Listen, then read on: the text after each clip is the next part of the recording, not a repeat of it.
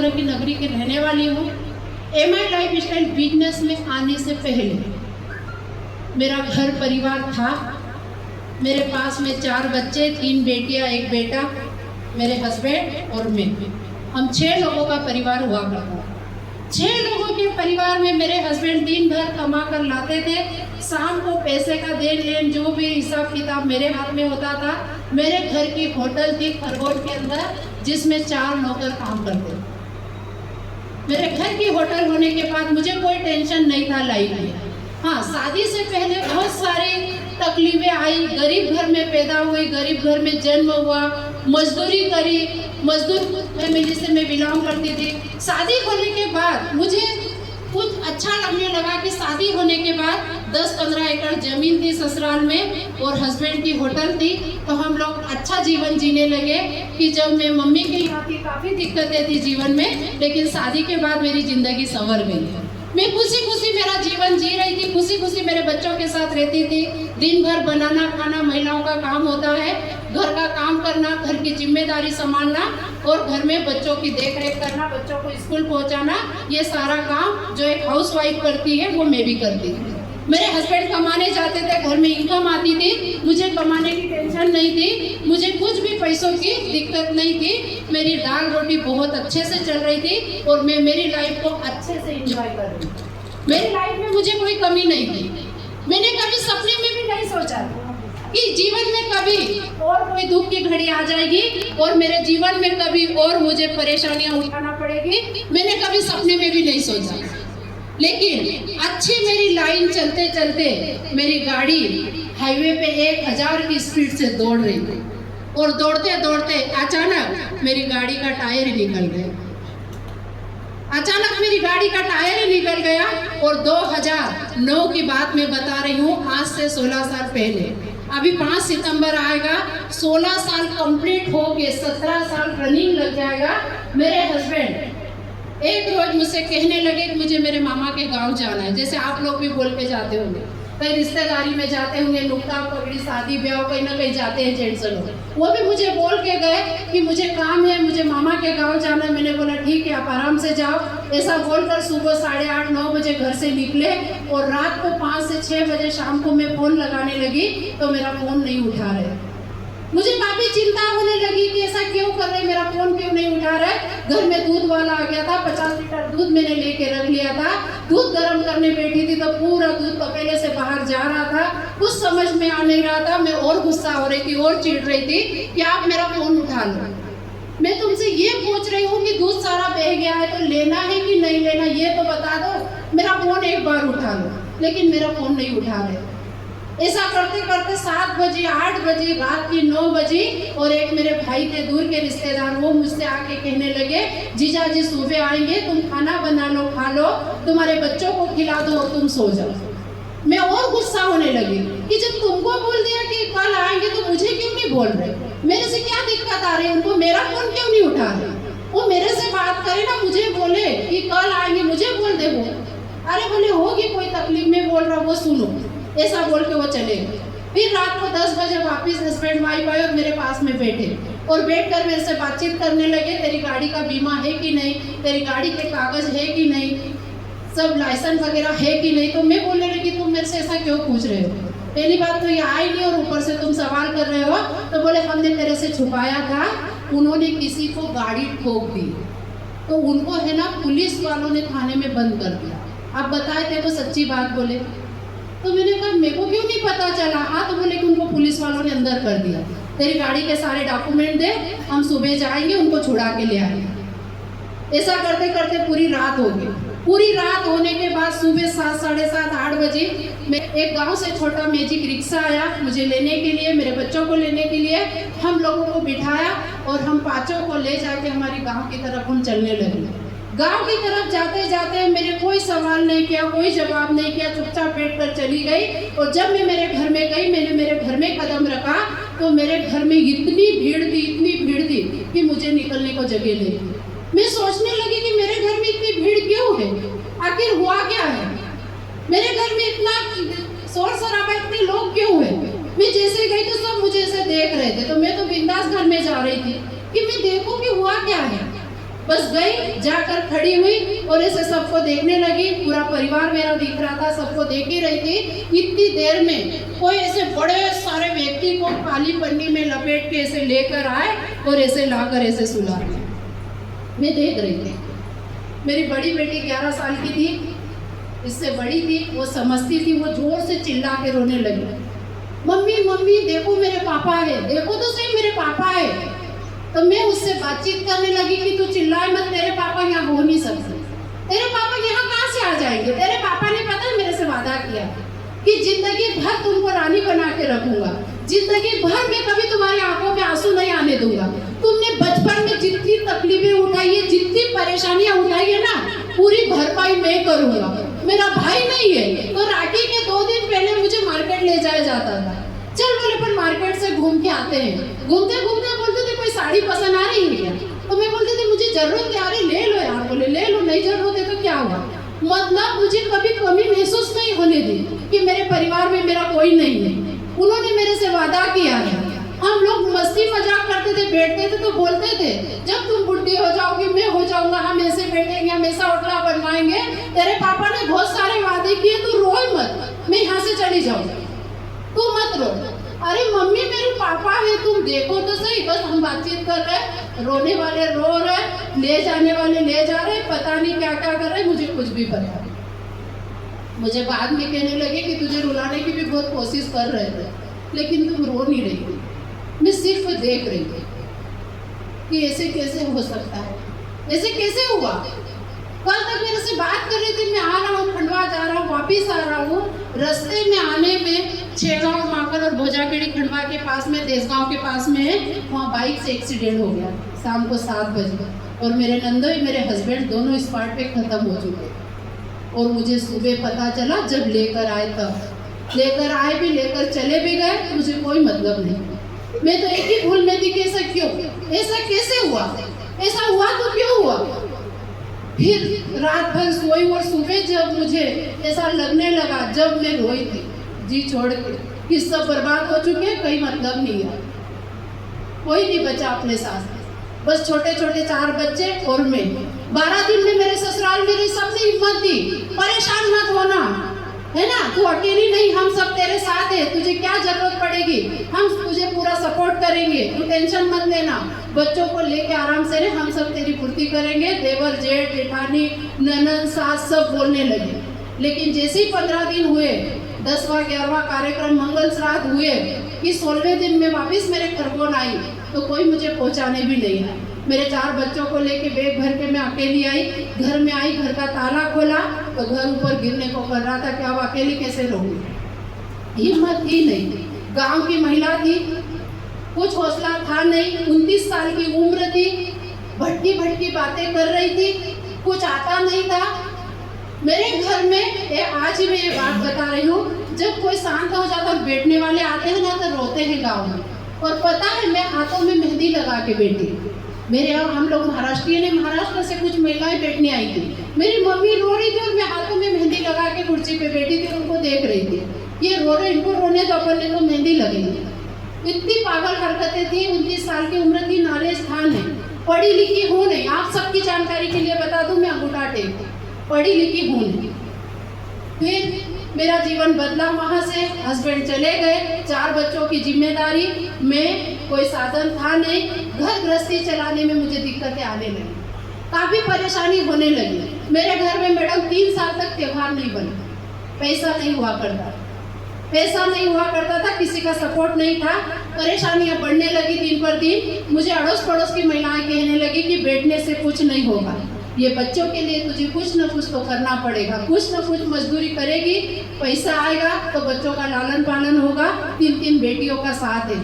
मैंने सोचा क्या काम करूं, ऐसा कौन सा काम ढूंढूं, मेरे लायक कौन सा काम मिलेगा खरगोन मार्केट में। मैं काम ढूंढने की तलाश में निकली खरगोन मार्केट में। मेरा एजुकेशन और मेरा नॉलेज लेकर मैं गई तो मेरे लिए मुझे काम मिला। एक निजी हॉस्टल है हमारे खरगोन के अंदर, झाड़ू पोछा कपड़ा बर्तन और खाना बनाना, 150 बच्चों का हॉस्टल था, वहाँ मुझे नौकरी मिली और मेरी दिन की सैलरी थी 100 रुपये, महीने की सैलरी थी 3000 रुपये और मेरी ड्यूटी टाइम था सुबह 6:30 बजे स्कूल की बस आती थी, उसमें बैठकर मैं जाती थी, रात को वापस 8 बजे मेरे घर आती थी। मेरी छोटी बेटी 3 साल की थी, मैं जाती थी जब भी सोई रहती थी, वापस आती थी जब भी मुझे वो सोई मिलती थी। बड़ी बेटी ने मुझे काफ़ी सपोर्ट किया, जिम्मेदारी निभाई। मैं शाम को आती थी तो मैं उससे बातचीत करती थी कि बेटा बच्चे परेशान तो नहीं करते हैं ना, अच्छे से खेलते हैं। तो वो बहुत मुझे रो रो कर सुनाती थी कि मम्मी क्या बताना, तुम तो चले जाते हो, जो छोटी बेटी है ना बहुत परेशान करती है, बहुत याद करती है आप लोगों को, पता नहीं पापा तो कहीं चले गए, हमको छोड़ के मम्मी भी चली जाती। तो मैं उससे बातचीत करती थी कि बेटा तू बता मैं क्या करूँ, तुम लोगों की परवरिश के लिए मैं क्या करूँ बताओ।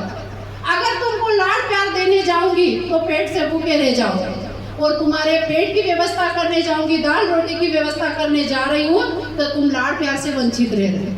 तो देखो लाड़ प्यार तो ऊपर वाले ने चाहा तो मैं कभी भी दे दूंगी, लेकिन अभी फिलहाल व्यवस्था तुम्हारी दाल रोटी की मुझे करनी है, मुझे मेरे काम को करने दो, मुझे रोको। ऐसा बोल के मैं फिर चली जाती, लेकिन ऊपर वाले से प्रार्थना करती थी कि भगवान ऐसा कब तक चलेगा, कौन सी गलती हुई मेरे से जो ये मेरे बच्चों को भुगतना पड़ रही है, मेरे से ऐसा कौन सा गलत काम हो गया जो मुझे ये दिन देखने को मिल रहे हैं। मेरे लिए कोई तो अच्छा रास्ता होगा जिसमें मैं चल सकूं, कोई तो मेरे लिए कोई ऐसी चीज होगी जिसमें मैं अच्छा काम करके पैसा कमा सकूं, मेरे बच्चों का सपना भी पूरा और मेरा सपना भी पूरा हो। भगवान से प्रार्थना करती हूँ काम करते करते, तो भगवान ने मेरी प्रार्थना स्वीकार की। आप बहुत अच्छे लोग हो, बहुत अच्छे क्वालिटी वाली फैमिलीज हो जो आज इस हाल के अंदर बैठे हैं, और बड़ी आसानी से आप लोग आ गए। मुझे ऐसे हाल और ऐसे सिस्टम को देखने के लिए 7 से 8 साल तपस्या करनी पड़ी थी, लोगों के घर काम करना पड़ा था, काफ़ी मिन्नतों के बाद मुझे ऐसा प्लेटफॉर्म और ऐसा हाल मिला था। आप बहुत किस्मत वाले। 2015 में ये सिस्टम मेरे सामने आया, MI लाइफस्टाइल बिजनेस ऐसा बताने वाला व्यक्ति मेरे सामने आया और मुझे हॉस्टल में लेने के लिए जाते हैं और छोटी लाल कलर की चैंप से लेने के लिए जाते हैं और मुझे बोलने लगते हैं कि अब तुम्हारी जिंदगी बदल जाए, मेरे साथ में चलो, बैठो, जल्दी घर चलो। तो मैं घबराने लगी कि अब क्या हुआ, जल्दी घर क्यों जाना है, बता भाई। बोले कुछ नहीं हुआ, अब तुम ये लकड़ों से तुम्हारी जिंदगी खत्म हो जाएगी, तुम एक अच्छी लाइफ जीने लग जाओगे, तुम घर चलो, मैं तुमको कुछ बताना चाहता हूँ। मुझे सब्र नहीं थी, मैं रास्ते में पूछने लगी कि बता हुआ क्या। तो वो मेरे से कहने लगे कि मेरे एक दोस्त आए थे और उन्होंने मुझे आज नटराज होटल पर चाय पीते पीते एक बात बोली है, और उन्होंने कहा कि बेटा 2 प्रोडक्ट है एग्रीकल्चर के, अगर वो प्रोडक्ट के ऊपर तू काम कर लेगा और अच्छा काम कर लेगा तो एक दिन तेरी भी गाड़ी होगी और मेरी भी गाड़ी होगी। तो मैं वही हंसने लगी और मैंने बोला तो कितना छोटा है और कितनी नॉलेज की कमी है ना तेरे पास, एक खरीदी 2 प्रोडक्ट से गाड़ी आ जाएगी। बोले हाँ, वो मेरे दोस्त बहुत अच्छे हैं, जैसे आपका कोई दोस्त होगा, रिश्तेदार होगा, भाई बहन होगा, जो भी होगा, आज जो आपको यहाँ पर लेके आया ना वो वास्तव में आपका भला चाहता है। उस व्यक्ति के लिए जोरदार तालियां बजा दो, क्योंकि उन्होंने मुझे ये बात कही। बोले मेरे दोस्त पे मुझे बहुत भरोसा है, वो कभी झूठ नहीं बोलते, अगर वो बोल रहे तो सत्य बात। तो मैंने कहा क्या करना है, तो बोले उसके लिए वो सिरपुर बुला। मैं शिरपुर गई तो छोरे के साथ में मैंने भी पूरा प्रोग्राम देखा, 60-70 लोग थे, उसमें बताया जा रहा था कि ऐसा ऐसा काम करना है, ऐसा ऐसा काम होगा, आपको खरीदी करना है, प्रोडक्ट मिलेंगे, प्रोडक्ट का प्रमोशन करना है, ऐसी वो बात बोलने लगे। वहाँ शिरपुर में सब बातचीत हो रही थी। हम शाम को वापस खरगोन आए, जो मुझे लेकर गए उनको मैंने बोला काम तो बहुत अच्छा है, लेकिन वहाँ ऐसा लग रहा है कि पढ़े लिखे लोगों का काम है। वहाँ ड्रेस कोड पहन रहे थे, अच्छी अच्छी बातें माइक पे कर रहे थे, अच्छा अच्छा बोल रहे थे। तो भाई मेरी समझ से बाहर है, तो मुझे कोई लालच में मत ले गया, क्योंकि मैं गांव की लेडीज हूँ, अनपढ़ लेडीज हूँ, एजुकेशन की कमी है, तो ये काम मेरे बस का नहीं है। क्योंकि यहाँ पर जो प्रोडक्ट बता रहे हैं तो ये तो हेल्थ के प्रोडक्ट हैं, और मैं कोई डॉक्टर नहीं हूँ कि मैं किसी को ये प्रोडक्ट दे दूँ उसकी बीमारी दूर कर दूँ। अगर मैंने किसी को प्रोडक्ट दिया और किसी को खिलाया और कुछ हो गया तो उसका जिम्मेदार कौन रहेगा? मुझे तो कोई नॉलेज नहीं है। तो जो मुझे लेकर गए थे वो मुझे कहने लगे कि आप जो बोल रहे हैं वो भी सही है, लेकिन मुझे एक बात बताओ, ये प्रोडक्ट जो बने हैं ये अपन ने बनाए हैं क्या? मैंने बोला नहीं, ये प्रोडक्ट कंपनी ने बनाए हैं और ये प्रोडक्ट के ऊपर आयुष का प्रीमियम मार्क लगा हुआ है। तो आयुष विभाग इसकी गारंटी ले रहा है। आपने को सिर्फ ये डब्बा उठाकर यहाँ रखना है और अपने को यहाँ पर पैसे कमाना है। मैंने कहा अगर ऐसी बात है और तुम गारंटी लेते हो तो मैं काम को करने के लिए तैयार हूँ।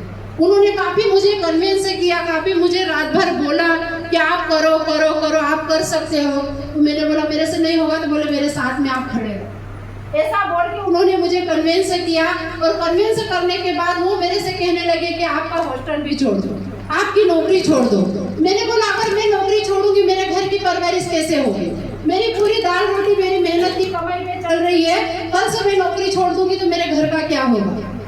तुम्हारी कंपनी कितना पैसा दे सकती है? तो उन्होंने मुझे कहा कि मेरी कंपनी तो हफ्ते का 2,10,000 देती है, आपको कितना चाहिए? मैंने कहा भाई ये आंकड़े तो मेरी समझ में भी नहीं आएंगे, सिर्फ मुझे महीने का 5,000 दिला देना। अगर तेरी कंपनी अच्छी है तो महीने का 5,000 दिला देना, मैं पूरे दिल से इस काम को करूंगी, क्योंकि मेरे घर में 2,000 रुपये बढ़ के आएंगे और मैं झाड़ू पोछे कपड़े बर्तन वाली नौकरी से बच जाऊंगी। ऐसा करके उन्होंने मेरा फॉर्म ले लिया। फॉर्म लेने के बाद में उन्होंने मेरे से कहा कि कुछ खरीदी करो। बहुत सारी बातें हुई, खरीदी का पैसा नहीं था। मैंने बहुत नाटक चाले करे आने के लिए कि पैसा नहीं है, टाइम नहीं है। तो उन्होंने मुझे राय दी कि जीवन में एक बार खरीदी कर लो, अपनी जिंदगी बदल लो, या पैसा बचा के जिंदगी भर लोगों के यहाँ नौकरी कर लो। 2 ऑप्शन आपके पास में है। तो मैंने सोचा कि बात तो सही है, लोगों के यहाँ नौकरी जब तक करूंगी जब तक मेरे हाथ पैरों में जान है, उसके बाद काम जो करवा रहा वो भी मना कर देगा। लेकिन जीवन में एक बार खरीदी करके देख लेते, हो गया तो पैसा ही पैसा, नहीं तो पहले अपना जाने वाला क्या है, ये सोच के मैंने खरीदी कर ली। 3 आईडी से खरीदी की और मैंने जिनसे उधार पैसा लिया था वो मेरे बीमा एजेंट थे। मैंने उनसे कहा, अक्ल की कमी थी, एक कंपनी आई जिसमें पैसा भरना है, मुझे ब्याज से पैसा दे दो। वो कहने लगे कि लोग सही बोलते हैं कि अनपढ़ लोगों में अक्ल नहीं होती है। वास्तव में तुम वही हो, ब्याज से पैसा लेके किसी कंपनी में जमा कर रहे हो, थोड़ी अक्ल तो रखो। कंपनी भाग गई तो तुम क्या करोगे? कंपनी चली गई तो तुम क्या करोगे? मैंने कहा कंपनी जाए तो जाने दो, वो मुझे प्रोडक्ट देकर जाए, मैं प्रोडक्ट सेल करके मेरा पैसा नकद कर लूंगी, आप ज्ञान मत दो, मुझे पैसा दे दो, जो भी ब्याज लगेगा 1 महीने में मैं देने के लिए तैयार हूँ। हेलो, ऐसा बोल के मैंने उनसे पैसा डलवा लिया। 3 आईडी से ज्वाइनिंग लिया, कुछ प्रोडक्ट घर के लिए परचेस किए, कुछ प्रोडक्ट मेरे महिलाओं के ग्रुप चलते थे, क्योंकि मैं महिलाओं के लोन जो होते हैं उन समूह लोन में मैं बैठती थी। तो मेरे पास नारी शक्ति के कुछ ग्रुप थे, तो वहाँ पर मैं उनको बताने लगी। हमारे पास कुछ महिलाओं के प्रोडक्ट थे, उनको बताने लगी। कुछ महिलाओं को प्रोडक्ट अच्छे लगे, उन्होंने मेरे से परचेस किए, उनको रिजल्ट आया तो और उन्होंने डिमांड की। ऐसा करते करते धीरे धीरे सीखते सीखते सीखते मैं काम को आगे बढ़ाने लगी। काम को आगे बढ़ाते बढ़ाते सीखते सीखते मेरे पहले हफ्ते की यहाँ पर इनकम हुई थी 4,250 रुपये पहले हफ्ते की। मेरा विश्वास बढ़ गया, रात भर नींद नहीं आई कि यहाँ पर मैम बोलते हैं, आइए मैम, वेलकम मैम, आइए मैम चाय लीजिए मैम, और हफ्ते का 4,000।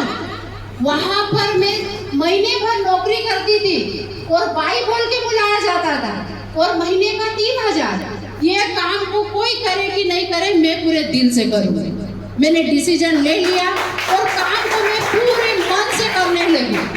उस दिन का दिन है, आज का दिन है, मैंने पीछे मुड़ के कभी नहीं देखा। मैं भी आपके जैसे ईगल बनी, टाइगर बनी, टीसी बनी, एटीसी बनी, डीटीसी बनी, जेटीसी बनी, एसटीसी बनी, आरटीसी बनी, और मेरी जो सेकंड आईडी उस पर मैं आरटीसी हूँ, मेन आईडी पे एनटीसी हूँ, और थर्ड पर मैं स्टार बर्नर हूँ।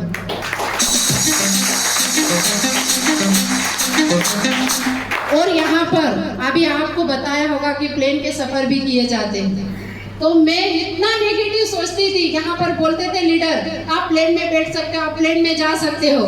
तो मैं सोचती थी मैं एक गांव की महिला, झाड़ू पोछे वाली महिला, मैं कैसे प्लेन में बैठ सकती हूँ, ऐसा कैसे हो सकता है। तो मुझे कोई बोलता था कि आप प्लेन में बैठ सकते हो, तो मैं घर जाके रोती थी। मेरे सीनियर को मैं बोलती थी तुम्हारी मीटिंग में नहीं जाऊंगी, पता है वहाँ तो मेरा मजाक उड़ाया जाता है।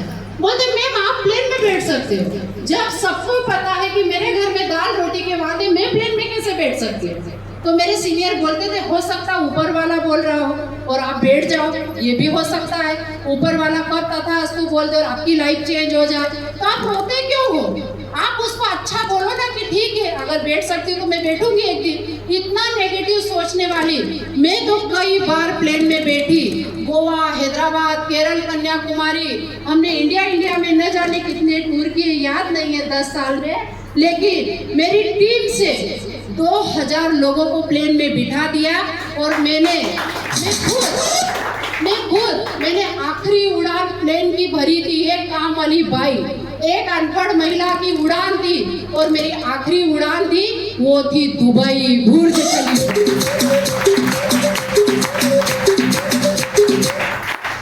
मेरे गांव में मैं जाती हूँ तो बड़े बड़े हमारे वरिष्ठ लोग हर गांव में होते हैं, तो वो मेरे से कहते हैं कि आखिर तुम करती क्या हो बेटा, तुमने तो 4 गांव की इज्जत बचा ली है। जब मेरा सम्मान होता है, जब मेरी एंट्री होती है, जब मुझे लोग झांसी की रानी बोलते हैं, जब गुरु माँ बोलते हैं, जब बोलते हैं कि एक ऐसी लेडीज जिसने इतिहास रच दिया, तो हमारे गांव के वरिष्ठ लोग बोलते हैं कि तू कौन से रास्ते पे चल रही है, तेरे साथ साथ अपने गांव का भी नाम तू उसको भी उज्जवल कर रही है। मेरे घर की मैं अच्छी माँ बन गई हूँ। मेरी बेटियां, मेरे बच्चे बोलते हैं कि हमको किसी का उदाहरण देने की जरूरत नहीं है, हमारी जो माँ है ना वो सबसे बड़ा उदाहरण हमारे लिए। मेरे ससुराल वाले बोलते हैं कि हमारी बहू जैसी कोई बहू नहीं हो सकती है। मेरे पियर में कुछ बचे कुचे चट्टे बट्टे वो बोलते हैं कि बेटी तूने तो 7 पीढ़ियों का नाम रोशन कर दिया है। मतलब ये चीज आपके साथ भी हो सकती है। और अभी तो कुछ भी नहीं है, मैं सीख रही हूँ, कुछ भी नहीं है, मैं खुद सीख रही हूँ, है ना। ये तो सिर्फ झांकी है, पिक्चर अब आगे बाकी। दुबई होकर आई, मेरा सपना था कि मेरे बच्चों ने जो परेशानियां उठाई, जो मुसीबत उठाई है, तो उनको भी एक आध बार प्लेन के ट्रिप करवाना चाहिए। तो मेरी बेटियां गोवा होके आई और मेरी दोनों बेटियां और मेरे दामाद जी अभी जो दुबई टूर गया था, तो वो मेरे से ज्यादा किस्मत